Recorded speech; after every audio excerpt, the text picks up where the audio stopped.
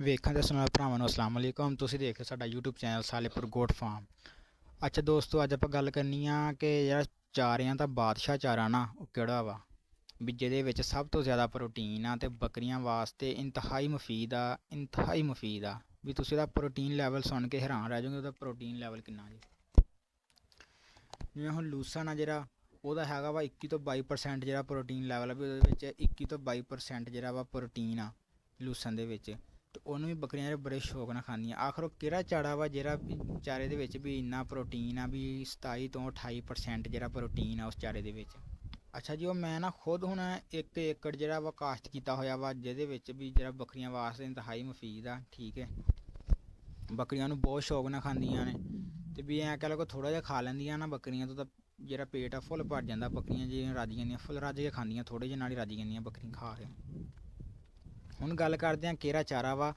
ਅੱਛਾ ਜੀ, ਚਾਰਾ ਦੱਸਣ ਤੋਂ ਪਹਿਲਾਂ ਮੈਂ ਤੁਹਾਨੂੰ ਗੱਲ ਦੱਸਦਾ ਵਾਂ ਕਿ ਉਹ ਜਿਹੜਾ ਚਾਰਾ ਨਾ ਵੀ ਮਾਰਚ ਅਪ੍ਰੈਲ ਦੇ ਵਿੱਚ ਉਹਦੀ ਕਾਸ਼ਤ ਜਿਹੜੀ ਸ਼ੁਰੂ ਹੋ ਜਾਂਦੀ ਆ, ਅਤੇ ਨਵੰਬਰ ਦੇ ਐਂਡ ਤੱਕ, ਅਤੇ ਜਾਂ ਜਿਹੜਾ ਵਾ ਉਹ ਵੀ ਅਕਤੂਬਰ ਦੇ ਐਂਡ ਤੱਕ ਉਹ ਚੱਲਦਾ ਵਾ। ਅਤੇ ਜਦੋਂ ਕੋੜਾ ਪੈਣ ਲੱਗ ਜਾਂਦਾ ਵਾ, ਸਰਦੀ ਆ ਜਾਂਦੀ ਆ, ਫਿਰ ਉਹ ਚਾਰਾ ਜਿਹੜਾ ਵਾ ਸੜ ਜਾਂਦਾ ਵਾ। ਤਕਰੀਬਨ 5 ਜਾਂ 6 ਦਫਾ ਕਟਾਈ ਦੇ ਜਾਂਦਾ।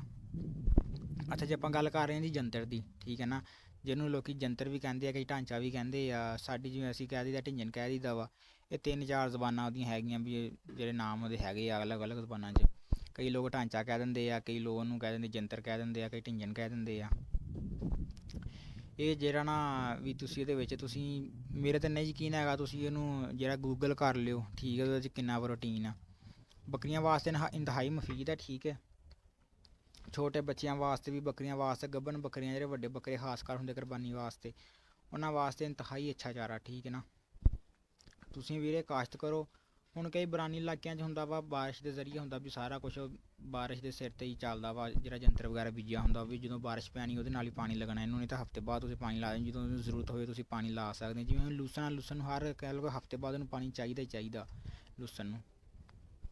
ਠੀਕ ਹੈ ਨਾ, ਅਤੇ ਇਸ ਕਰਕੇ ਤੁਸੀਂ ਜਿਹੜਾ ਜੰਤਰ ਆ ਤੁਸੀਂ ਉਹ ਕਾਸ਼ਤ ਕਰੋ ਆਪਣੀ ਜਿਹੜੀ ਜਿੰਨੀ ਤੁਹਾਡੀ ਗੁੰਜਾਇਸ਼ ਹੈ, ਜਿੰਨੀ ਤੁਹਾਡੀ ਜ਼ਮੀਨ ਆ ਬੱਕਰੀਆਂ ਦੇ ਹਿਸਾਬ ਨਾਲ। ਹੁਣ ਜਿਵੇਂ ਮੇਰੇ ਕੋਲ 3 ਬੱਕਰੀਆਂ। ਠੀਕ ਹੈ ਨਾ, 2 ਬੱਕਰੀਆਂ ਨੇ ਵੱਡੀਆਂ, ਅਤੇ ਬਾਕੀ ਉਹਨਾਂ ਦੇ ਬੱਚੇ ਆ ਜਿਹੜੇ ਆ ਵੀ ਕਹਿ ਲਓ ਟੋਟਲ ਮੇਰੇ ਕੋਲ 7 ਕੰਨੇ। ਠੀਕ ਹੈ, ਅਤੇ ਜਿਹੜਾ ਮੈਂ ਜੰਤਰ ਕਾਸ਼ਤ ਕੀਤਾ ਵਾ ਉਹ ਤਕਰੀਬਨ ਮੇਰੇ ਕੋਲ ਹੈਗਾ ਵਾ 1.25 ਕਿੱਲਾ, ਜਿਹਦੇ ਵਿੱਚ ਜੰਤਰ ਅਤੇ ਚਰੀ ਜਿਹੜੀ ਆ ਨਾ ਮਿਕਸ ਕਰਕੇ ਮੈਂ ਜਿਹੜੀ ਕਾਸ਼ਤ ਕੀਤੀ ਸੀ। ਇਹ ਜਿਹੜੀਆਂ ਨਾ ਮੇਰੇ ਕੋਲ ਕਹਿ ਲਓ ਕਿ ਤੁਸੀਂ 1.25 ਕਿੱਲਾ ਹੋ ਗਿਆ, 7 ਬੱਕਰੀਆਂ ਨੇ, ਅਤੇ ਮੈਂ ਖੁੱਲ੍ਹਾ ਪਾ ਰਿਹਾ ਇਹਨਾਂ ਨੂੰ ਚਾਰਾ। ਠੀਕ ਹੈ ਨਾ, ਮੇਰੇ ਕੋਲ ਚਾਰਾ ਮਗਰ ਕਿਉਂਕਿ ਵਾਫਰ ਆ। 20 ਤੋਂ 25 ਬੱਕਰੀਆਂ ਵਾਸਤੇ ਜਿਹੜਾ ਨਾ 1 ਏਕੜ ਜਿਹੜਾ ਵਾ ਹੁੰਦਾ ਵਾ ਚਾਰਾ ਉਹ ਕਾਫੀ ਆ 20 ਤੋਂ 25 ਬੱਕਰੀਆਂ ਵਾਸਤੇ। ਹੁਣ ਮੇਰੇ ਕੋਲ ਤਾਂ ਹੈਗਾ 1.25 ਕਿੱਲਾ, ਤਾਂ ਬੱਕਰੀਆਂ ਮੇਰੇ ਕੋਲ 7 ਨੇ, ਅਤੇ ਕਿੱਥੇ ਕੰਮ ਜਾਂਦਾ ਮੇਰੇ ਕੋਲ। ਤਾਂ ਚਾਰਾ ਵੀ ਟੈਨਸ਼ਨ ਕੋਈ ਨਹੀਂ ਹੈਗੀ, ਮੈਂ ਚਲ ਵਾਧੂ ਖੜਾ ਮੇਰੇ ਕੋਲ।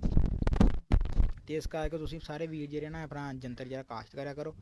ਵੀ ਜਦੋਂ ਹੀ ਆਉਂਦਾ ਨਾ ਮਾਰਚ ਅਪ੍ਰੈਲ ਵਿੱਚ ਆ ਕੇ ਤੁਸੀਂ ਆਪਣਾ ਜੰਤਰ ਜਿਹੜਾ ਕਾਸ਼ਤ ਕਰ ਦਿਆ ਕਰੋ। ਉਹਨੂੰ ਤੁਸੀਂ ਕਰਿਆ ਇੱਦਾਂ ਕਰੋ, ਜਦੋਂ ਹੋ ਜਾ ਕਰੇ ਨਾ ਕੋਈ 1-1 ਫੁੱਟ, ਤੁਸੀਂ ਉਹਨੂੰ ਉੱਤੋਂ ਜਿਹੜੀ ਆ ਥੋੜ੍ਹੀ ਕਟਾਈ ਕਰ ਦਿਆ ਕਰੋ, ਤਾਂ ਕਿ ਉਹਦੀਆਂ ਸ਼ਾਖਾਂ ਜਿਹੜੀਆਂ ਜ਼ਿਆਦਾ ਨਿਕਲਣ ਅਤੇ ਉਹ ਜ਼ਿਆਦਾ ਫੈਲਦਾ ਵਾ ਸਾਈਡਾਂ ਨੂੰ। ਠੀਕ ਹੈ ਨਾ, ਜੇ ਤਾਂ ਜਦੋਂ ਤੁਹਾਨੂੰ ਸਿੱਧਾ ਜਾਣ ਤੋਂ ਉਹਨੂੰ ਅੱਧ 'ਚ ਤੁਸੀਂ ਦਰਮਿਆਨ 'ਚ ਉਹਦੀ ਕਟਾਈ ਕਰ ਲਓ। ਇੱਕ ਦਰਮਿਆਨ 'ਚੋਂ ਕਰ ਲਿਆ ਕਰੋ, ਇੱਕ ਥੱਲੋਂ ਕਰ ਲਿਆ ਕਰੋ ਥੋੜ੍ਹਾ ਜਿਹਾ। ਠੀਕ ਹੈ ਨਾ, ਇਸ ਤਰ੍ਹਾਂ ਤੁਸੀਂ 4-5 ਕਟਾਈਆਂ ਜਿਹੜੀਆਂ ਲੈ ਸਕਦੀਆਂ ਨਵੰਬਰ ਤੱਕ, ਅਤੇ ਮਾਸ਼ਾਅੱਲਾ ਬਹੁਤ ਅੱਛਾ ਚਾਰਾ ਵਾ। ਠੀਕ ਹੈ, ਮੈਂ ਬਾਕੀ ਆਪਣੇ ਉਹ ਹੀ ਪਾ ਰਿਹਾ ਵਾਂ। ਠੀਕ ਹੈ ਨਾ, ਤੁਹਾਨੂੰ ਸਾਈਡ 'ਤੇ ਪਿਆ ਦਿਖਾਉਂਦਾ ਵਾਂ, ਅਤੇ ਪਾਉਂਦਾ ਮੈਂ ਕਿੱਦਾਂ ਤੁਹਾਨੂੰ ਕੁੱਤੇ ਕੇ ਪਾਉਂਦਾ। ਮੇਰੀ ਵੀਡੀਓ ਪਈ ਹੈ ਉੱਪਰ, ਤੁਸੀਂ ਵੀਡੀਓ ਚੈੱਕ ਕਰ ਸਕਦੇ ਹੋ ਕੁੱਤੇ ਕੇ ਭਾਈ ਦਾ।